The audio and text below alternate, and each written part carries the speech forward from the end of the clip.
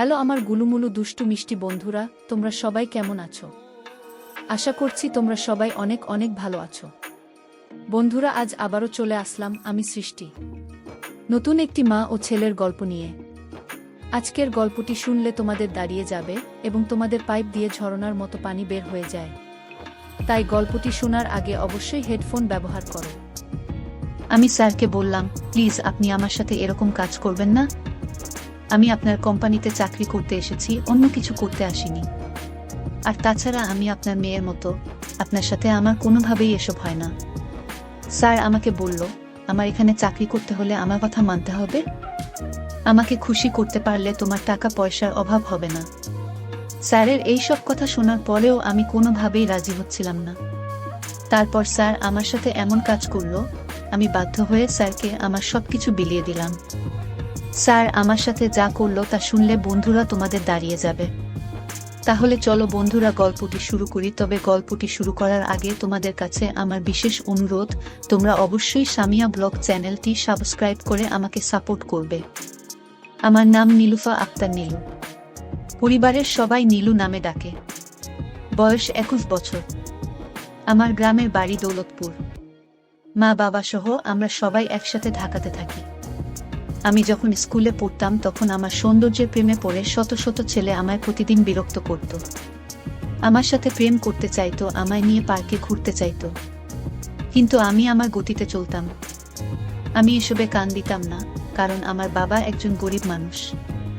ঢাকায় আমরা যে বাসায় থাকি সেই বাসার নিচে আমার বাবা একটি মুদি দোকানের ব্যবসা করে।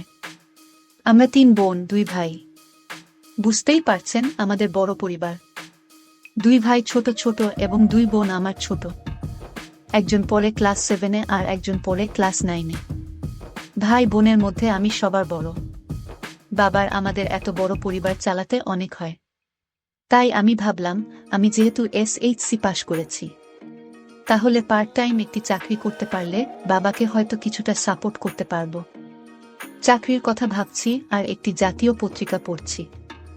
হঠাৎ পত্রিকায় একটি বিজ্ঞাপন আমার চোখে পড়ল, আর তাতে বড় বড় অক্ষরে লেখা রিসেপশনিস্ট আবশ্যক। বিজ্ঞাপনে লেখা ছিল একটি সুপ্রতিষ্ঠিত কোম্পানির জন্য একজন সুন্দরী, স্মার্ট, পরিশ্রমী, লাবণ্যময়ী, সুদর্শনা এবং আকর্ষণীয় বাচনভঙ্গি একজন মেয়ে রিসেপশনিস্ট প্রয়োজন। যোগ্যতা এইচএসসি পাস আর উচ্চতা 5 ফুট 4 ইঞ্চি হতে হবে। আর নিচে একটি মোবাইল নম্বর দেওয়া আছে। সেখানে একটি ঠিকানা দেওয়া আছে, আর তাতে লেখা আছে, যারা চাকরি করতে আগ্রহী শুধু তারাই 20 তারিখ সকাল 10টার সময় ইন্টারভিউ দিতে আসার জন্য অনুরোধ করা হলো। ইন্টারভিউয়ের সময় সকল প্রকার সনদের মূল কপি এবং ভোটার আইডি কার্ড নিয়ে আসবেন। সাথে আপনার একটি বায়োডাটা নিয়ে আসবেন।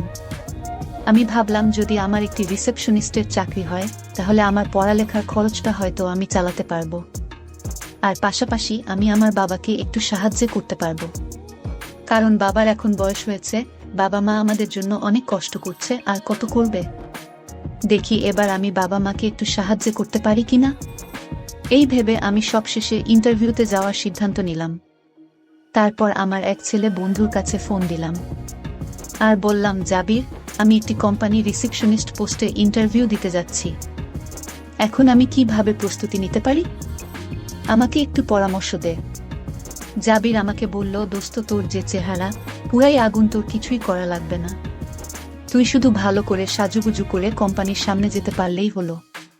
ব্যাস, আর কিছু করা লাগবে না, দেখবি তোর চাকরি হয়ে গেছে। কারণ কোম্পানির এমডিরা মতো স্মার্ট একজনকে নিতে পারলে অনেক খুশি হয়।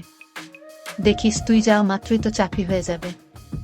আমি জাবিরকে বললাম, মজা করিস না দোস্ত, যদি পারিস তাহলে আমাকে ভালো কিছু পরামর্শ দে। তারপর জাবির বলল, দোস্ত, আমি মজা করছি না, সত্যি কথা বলছি। কোম্পানির এমডি তোর মতো আকর্ষণীয় মেয়ে পেলে হয়তো চাকরিটা দিয়ে দেবে, কারণ রিসেপশনিস্ট সুন্দরী মেয়ে ছাড়া তারা বসায় না। তারপর জাবির বলল, যা দোস্ত, তুই গেলে তোর চাকরিটা হবে। জাবিরের কথা শুনে আমার চাকরিতে যাওয়ার আগ্রহ আরও অনেকটা বেড়ে গেল। তারপর যেদিন আমার ইন্টারভিউ, সেদিন সকাল সকাল ঘুম থেকে উঠে ফ্রেশ হয়ে ভালো করে প্রস্তুতি নিয়ে চলে গেলাম বিউটি পার্লারে। সেখান থেকে খুব ভালো করে সাজলাম, একটা জিন্স প্যান্ট আর টি-শার্ট পরলাম, যাতে খুব আবেদনময়ী মনে হয়। আমাকে দেখলেই যেন কোম্পানির এমডির মাথা ঘুরে যায়। এমনিতে আমাকে সাজলে নাকি পরিমণির মতো লাগে। একথা আমার অনেক ছেলে বন্ধুদের কাছ থেকে আমি শুনেছি। তাই নিজেকে এমনভাবে প্রস্তুত করলাম যেন আমাকে দেখে কোম্পানির এমডির মাথা ঘুরে যায় আর আমাকে চাকরি দিতে বাধ্য হয়। কারণ আমি এটুকু জানতাম যে কোনো বড় কোম্পানির রিসেপশনিস্ট পদে সুন্দরী আর আবেদনময়ী ছাড়া কোম্পানি নিয়োগ দেয় না। তাই আমি সেরকমভাবে সাজুগুজু করে রোমান্টিক মন নিয়ে ইন্টারভিউ দিতে গেলাম। আমি কোম্পানির অফিসে ইন্টারভিউ দিতে গিয়ে ওয়েটিং রুমে বসে রইলাম। আর আমার সাথে আরও অনেকেই ইন্টারভিউ দিতে এসেছে। তারাও বেশ সাজুগুজু করে এসেছে, তবে আমার কাছে মনে হলো আমিই পারফেক্ট। জীবনের প্রথম ইন্টারভিউ, তাই নিজের কাছে অনেক ভয় লাগছে। তারপর শুরু হলো ইন্টারভিউ। আমার সিরিয়াল পড়ল 4 জনের পরে। 4 জনের পরে আমার ডাক দিল। আমি স্যারের রুমে প্রবেশ করে স্যারকে বললাম, may I come in sir? Sir বলল, ইয়েস কাম। তারপর আমি স্যারকে বললাম, স্যার আমি কি বসতে পারি? স্যার বলল, ইয়েস বসুন। কি নাম আপনার? আমি বললাম, স্যার আমার নাম নীলুফা আক্তার নীলু, তবে সবাই আমাকে নীলু বলেই ডাকে। স্যার বলল, বাহ, খুব সুন্দর নাম তোমার।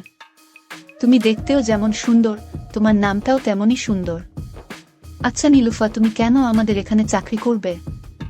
আমাদের কোম্পানিতে কাজ করতে হলে রাতে দিনে, মানে অনেক সময় ডে নাইট শিফটে কাজ করতে হবে। তুমি কি পারবে নাইট শিফটে কাজ করতে? আমি বললাম, স্যার চাকরিটা আমার খুব দরকার। মা বাবার সংসারের খরচ চালাতে হিমশিম খাচ্ছে। স্যার দয়া করে যদি আপনি আমাকে চাকরিটা দেন, তাহলে আমি এবং আমার পরিবার চিরকৃতজ্ঞ থাকবে। তখন স্যার বলল, আচ্ছা নীলুফা, আপনি একটা কাজ করতে পারেন। মনে করেন আপনার চাকরিটা হয়ে গেছে। আর শুনুন, আমাদের কোম্পানির রুলস অনুযায়ী আপনার বেতন পড়বে 15,000 টাকা। আরও কিছু কাজ আছে, পরে বুঝবেন। আমি বললাম, কি কাজ স্যার? স্যার আমাকে বলল, তুমি এখানে শুবে, আর আমি শুধু তোমার এখান থেকে 1 সিরিঞ্জ রক্ত নেব। আমি তখন চাকরি হওয়ার লোভে স্যারকে আর কোনো কিছু না বলে সরাসরি বলে দিলাম, জি স্যার, আমি রাজি। তারপর স্যার আমাকে বলল, তুমি ভেবে চিনতে বলছো তো? আমি বললাম, হ্যাঁ স্যার, আমি ভেবে চিনতে বলছি। তারপর স্যার আমাকে বলল, নীলুফা, রক্তটা যে তোমার বিশেষ জায়গা থেকে নিতে হবে, হয় উপর থেকে, না হয় নিচ থেকে। আমি বললাম, স্যার এটা কিভাবে সম্ভব? স্যার বলল, নীলুফা, একটু স্যাক্রিফাইস করো। স্যারের এই বিনয় মাখা কথায় আমি না করতে পারলাম না। আমি বললাম, স্যার ঠিক আছে, তাহলে উপর থেকে নেন। তারপর স্যার আমার এখান থেকে রক্ত নিলেন। রক্ত নেওয়ার সময় স্যার আমার সাথে খুব বাজে আচরণ করছিল, আর তাতে আমি ভয় পেয়ে গিয়েছিলাম। রক্ত নেওয়া শেষ হলে স্যার আমাকে বলল, নীলুফা, আপনি কাল থেকে আমাদের কোম্পানিতে জয়েন করতে পারেন। এই নিন আপনার অ্যাপয়েন্টমেন্ট লেটার। আমি অ্যাপয়েন্টমেন্ট লেটার নিয়ে বাসায় চলে আসলাম। আমার চাকরির কথা শুনে মা বাবা এবং ভাই বোন সবাই খুশি হয়েছে। তারপর থেকে আমি নিয়মিত অফিসে চাকরি করছি। আমি চাকরি করা প্রায় 1 মাস হয়ে গেল। তারপর হঠাৎ এমডি স্যার আমাকে তার চেম্বারে ডাকল। আমি স্যারের রুমে গেলাম। তখন স্যার আমাকে বলল, নীলুফা, আগামী শনিবার আমাদের কোম্পানির বর্ষপূর্তি, যার ফলে আমরা আমাদের কোম্পানির একটি অনুষ্ঠানের আয়োজন করেছি। আর এখানে দেশি বিদেশি অনেক গেস্ট থাকবে, আর সেখানে উপস্থাপনের পারফরম্যান্সটা তোমাকেই করতে হবে। আমি বললাম, জি স্যার। তারপর শনিবার এলো। আমাদের কোম্পানির বর্ষপূর্তি অনুষ্ঠানে যাব। আর স্যার আমাকে বলেছিল খুব ভালো করে সাজুগুজু করে যেতে, কারণ এখানে দেশি বিদেশি অনেক গেস্ট আসবে। আমি খুব ইচ্ছা মতো সাজলাম। সেদিন নীল রঙের একটি শাড়ি পরে অনুষ্ঠানে গিয়েছিলাম। আমার মনে হয়েছিল সেদিন আমাকে খুব আবেদনময়ী লাগছিল। অনুষ্ঠানে আমি গিয়ে উপস্থাপনার কাজ করতে থাকলাম। আর এমডি স্যার সহ বিদেশি অনেক গেস্ট এই অনুষ্ঠানে ছিল। স্যার বিদেশি অনেক বায়ারকে আমাদের কোম্পানিতে অনুষ্ঠান উপলক্ষে দাওয়াত দিয়েছিলেন।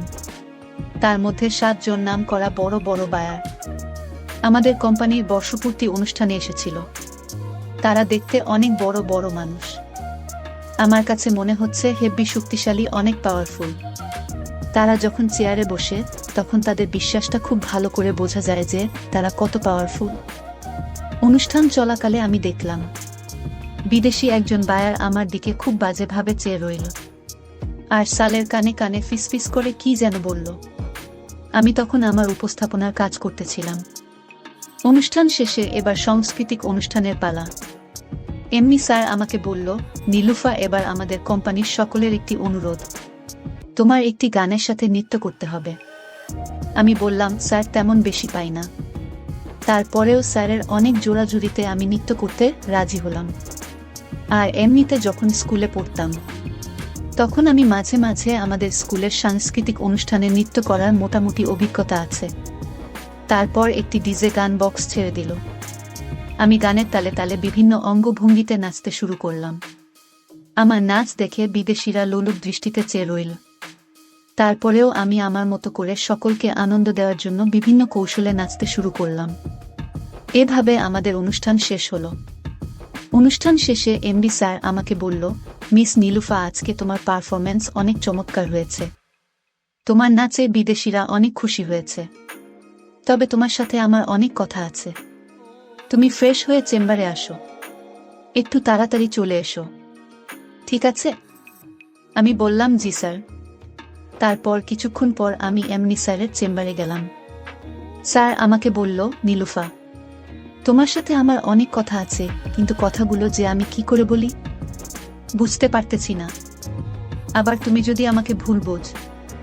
আমি বললাম, স্যার, আপনার যে কোনো কথা আমাকে নির্দ্বিধায় বলেন, আমি কিছু মনে করব না। স্যার বলল, নীলুফা, তুমি তো জানো আমার কোম্পানির প্রায় 80% অর্ডার আসে বিদেশ থেকে, তাও আবার যারা আমার অতিথি প্রতি বছর তারাই আমার 50% অর্ডার দেয়। কিন্তু তাদের খাবার দাবার বাসস্থান আমি কোনো কিছুর কমতি দেই নাই। কিন্তু তারা এইবার আমার কাছে এমন একটি জিনিস দাবি করে বসেছে। এখন যে আমি কি করি নীলুফা, আমার মাথায় আসছে না। আমি বললাম, স্যার, তারা আপনার কাছে কি চায়? তারপর স্যার আমাকে বলল, নীলুফা, তারা চায় তুমি তাদেরকে একটু খুশি করো। আমি বললাম, স্যার, এসব আপনি কি বলছেন? এটা কিভাবে সম্ভব? আর তাছাড়া তাদের সাথে আমার যায় না। স্যার, দয়া করে আপনি আমার এত বড় ক্ষতি করবেন না। আমি কোনো দিন কারো সাথে এমন কাজ করি নাই। স্যার, আমাকে ক্ষমা করবেন। তখন স্যার বলল, দেখো নীলুফা, আমি কিন্তু ইচ্ছে করে তোমাকে এই প্রস্তাব দেইনি। আমার কোম্পানির 50% অর্ডার তোমার উপর নির্ভর করছে। আর তাদের দেশে তো এইসব ওপেন, যার কারণে তারা তোমাকে দেখে চেয়ে বসেছে।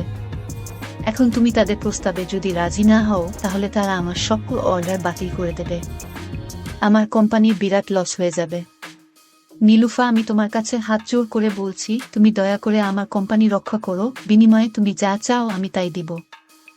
স্যার বলল, দেখো নীলুফা, এমন সুযোগ জীবনে হয়তো তুমি আর পাবে না। নীলুফা, তুমি 7 দিন 7 জনকে সময় দেবে। আমি তোমাকে এর বিনিময়ে 7 লক্ষ টাকা দিব। আমি বললাম, স্যার, 7 লক্ষ? স্যারের মুখে 7 লক্ষ টাকার কথা শুনে আমি কি করব বুঝতে পারছি না। একদিকে 15,000 টাকা প্লাস চাকরি, আর একদিকে বাবার অভাব অনটনের সংসার, আর অপরদিকে জীবনের শ্রেষ্ঠ সম্পদ যত। কি করে বুঝতে পারছি না।